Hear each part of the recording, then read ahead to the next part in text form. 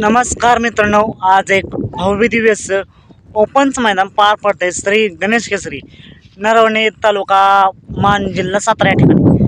आणि या मैदानात मित्रांनो गट क्रमांक 38 आता पळायचं चालू आहे, खाली 38 सुटतोय। तर या मैदानामध्ये मित्रांनो सकाळपासून कमेंट्स येत होत्या की वेगा शेवट पंचमी केसरी सर्जा आलाय का, नक्की कोणत्या गटामध्ये पळेल।